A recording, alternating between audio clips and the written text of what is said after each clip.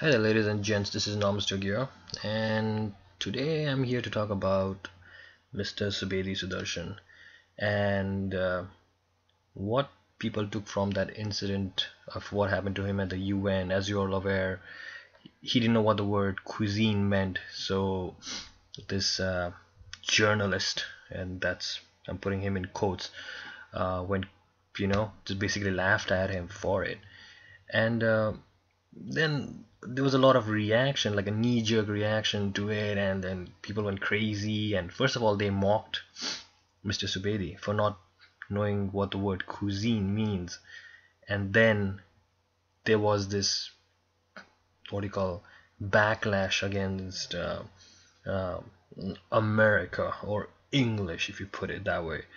Um, and there was an article written by some lady named Pragya Mishra, I think her name was.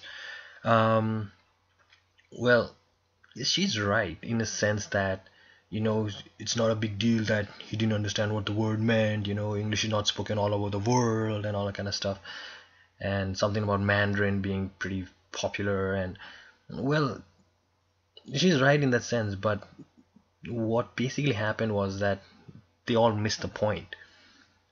Pragya Mishra, she totally missed the point as what was actually happening in the video. And but this may be because a lot of Nepalese or people who reported on this issue did not know what was going on, what the agenda behind that little clip was. So let me lay it out for you, for those who are not aware of it. Is we had this host. It's called Bill O'Reilly, and he's run this show called The O'Reilly Factor. Okay, so he's a conservative in America. So what he's is for is like small government in the sense that there's less programs run by the government, only essential bits like the military maybe, and the police and stuff like that. That's it. Very little rules and regulations. They do not like all the or regulations in terms of the for industries to make sure that they don't go uh, ballistic with their finances or start polluting the atmosphere and all this kind of stuff. So this host and the conservative thinking in America is pretty much idiotic. It's outdated and nobody values it that much. But I mean, the thing is, it does have a certain amount of following, and that's Mitt Romney was the candidate that they put out, and of course he got smashed by Barack Obama by almost like 100 electoral college votes. So it's a dying breed of politics basically. But anyways, this small government agenda that they have, it extends to the UN, because what happens in the UN is, okay, the UN comes up with, say, like charters, or it comes up with overall what do you call, regulations, if you will, or principles that the world must follow, or is this, the what US is signatory of few things. So the conservative edge in America that's there, they hate that. They do not like the idea of anybody dictating to them. They feel like, oh, we're Americans, we are great, we are free. So they hate that little bit of, rules and regulations. So they take every opportunity to go against this mentality. So they hate Europe. Like, so right now the big issue is Obamacare. So they call it socialized medicine. It's like the European concept. So they hate that too.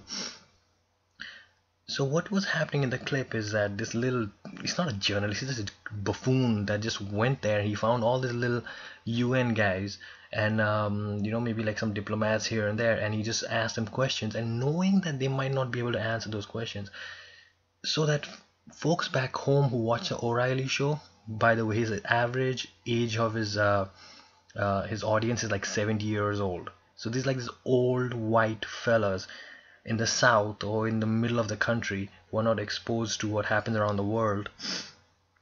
So they probably had a good laugh out of it. Ha ha ha, the UN, they do not know anything. Look, these idiots, they don't even know what the word cuisine means.